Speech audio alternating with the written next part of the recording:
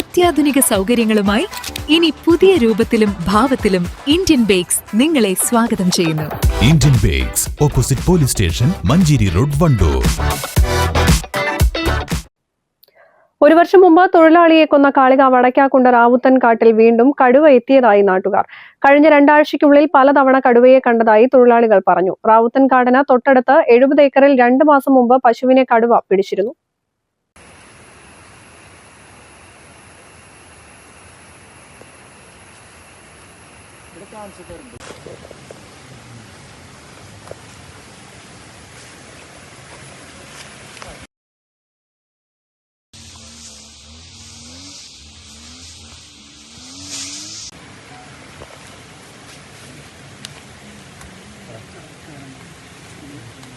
മേഖലയിൽ കടുവയുടെ സാന്നിധ്യം സ്ഥിരീകരിച്ചതോടെ തൊഴിലാളികൾ ഭീതിയിലാണ്. 70 ഏക്കറിൽ ക്യാമറയും കൂടും സ്ഥാപിച്ചെങ്കിലും കൂട്ടിൽ കടുവ കുടുങ്ങിയിട്ടില്ല. റാവുത്തൻ കാട്ടിൽ ക്യാമറയും കൂടും സ്ഥാപിക്കണമെന്ന് നാട്ടുകാർ ആവശ്യപ്പെട്ടു.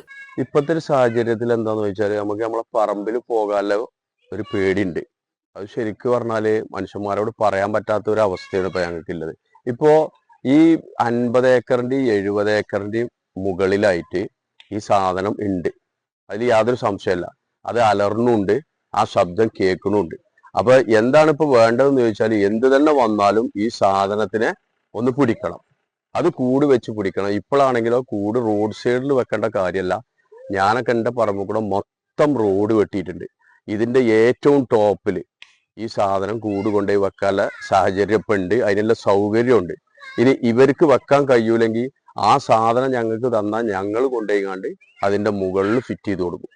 അതിൽ യാതൊരു സംശയമല്ല. അപ്പൊ എന്ത് തന്നെ വന്നാലും ഇത് കഴിഞ്ഞ പ്രാവശ്യത്തതുപോലെ തന്നെ ആരെങ്കിലുമൊക്കെ പിടിച്ചിട്ടേ ഇത് അടങ്ങുള്ളൂ. അതാണ് ഇപ്പൊ ഇതിന്റെ ഒരു അവസ്ഥ. അപ്പൊ അതുകൊണ്ട് എന്ത് വില കൊടുത്താലും ഈ സാധനത്തിനെ പിടിക്കൽ നിർബന്ധമാണ്. ഞങ്ങൾക്ക് ജനങ്ങൾക്ക് ജീവിക്കണം, ജോലിക്കാർക്ക് ജോലി ചെയ്യണം. ഇതെല്ലാം അത്യാവശ്യമാണ്. ഇതൊന്നും പറ്റാത്ത ഒരവസ്ഥയിലാണ് ഇപ്പൊ നിൽക്കുന്നത്.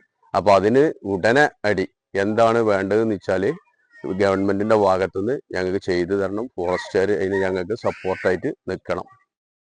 കഴിഞ്ഞ വർഷം ജൂലൈ 6-നാണ് സുൽത്താന എസ്റ്റേറ്റിൽ വെച്ച കൂട്ടിൽ കടുവ കുടുങ്ങിയത്. ഈ കടുവ നേരത്തെ റാവുത്തൻ കാട്ടിൽ തൊഴിലാളിയെ കൊന്ന കടുവയല്ല എന്ന് നാട്ടുകാർ അന്നേ പറഞ്ഞിരുന്നു. ഇനിയൊരു അപകടമുണ്ടാകാൻ ഇടവരുത്താതെ റാവുത്തൻ കാട്ടിൽ കൂട് സ്ഥാപിക്കാൻ അധികൃതർ തയ്യാറാകണമെന്നാണ് നാട്ടുകാർ പറയുന്നത്.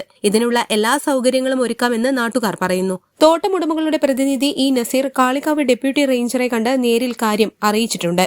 അതേസമയം കൂട് വെക്കുന്നതിന് മുൻപ് കടുവയെ കണ്ട സ്ഥലത്ത് ക്യാമറ സ്ഥാപിക്കുകയും കടുവയുടെ ചിത്രം ക്യാമറയിൽ പതിയുകയും വേണം.